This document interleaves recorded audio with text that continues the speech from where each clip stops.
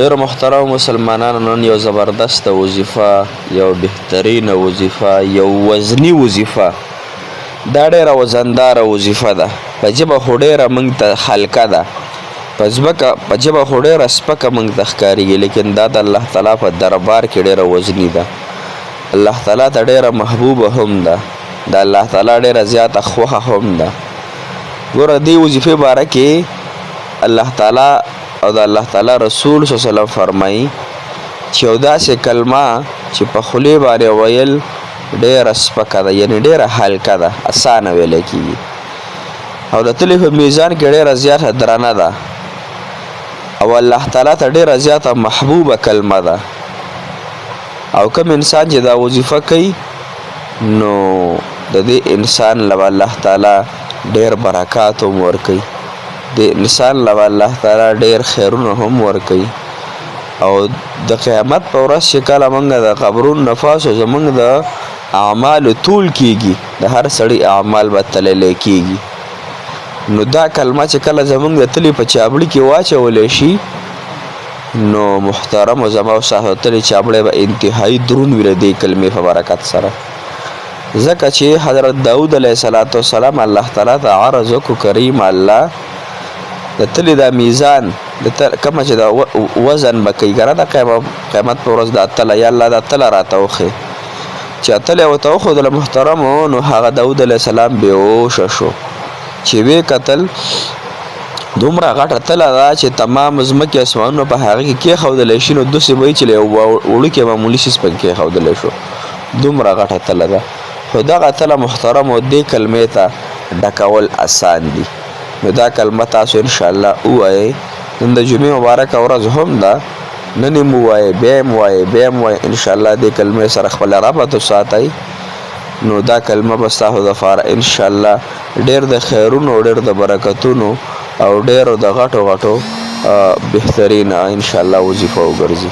السلام علیکم ورحمت الله وبرکاته. ډېر معزز محترم او قابل قدر مسلمانانو نو خویان، تاسو به روغ جوړ یې، په صحت کې به انشاءالله الله تعالی مو روغ جوړ کامیاب خوشحاله لره. الله تعالی مو د زړه مرادونه پوره کړه، جایز حاجات مو الله تعالی پوره کړه. محترمو نن زموږ یو اسانه بهترینه وظیفه د الله تعالی ته ډېره خوښه، د الله تعالی ډېره محبوبه وظیفه، اعمالو کې وزني وظیفه ده، وزن ډېر زیات لري. دا به انشاءالله دې وظیفې ستاسو حاجت هم پوره کېدی شي، ځکه چې دا د الله تعالی صفتي وظیفه ده، دې کې ټول صفات د الله تعالی جمع دي.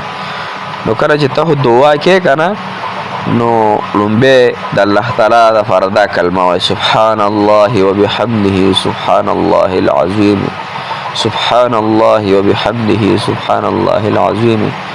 دا ووایه بیا چې د درود شریف وایه، بیا دعا وغواړه، انشاءالله چې حاجت په دې پوره کېږي. نو سهار مو نه پس او ماښام مو نه پس 100 واره روزانه دا وظیفه وایه.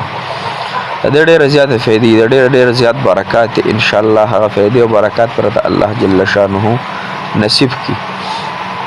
او د ټول نه دغه فایده محترم او لویه فایده دا ده چې د الله ډېره خوښه کلمه ده، او د قیامت په ورځ ډېره وزني ده، وزنداره ده، وزن به پکې وي. ښه لکه په دې زمانه کې چې خلک تماکو یو مثال په طور تماکوله دغه ورکي که نه، اوبه موله ورکي چې دا ډېر وزن وکړي، پیسې راله ډېره وکړي. دا خو د دنیا لږه زندګي ده، کو لږه وي کو ډېره وي، تېره به شي.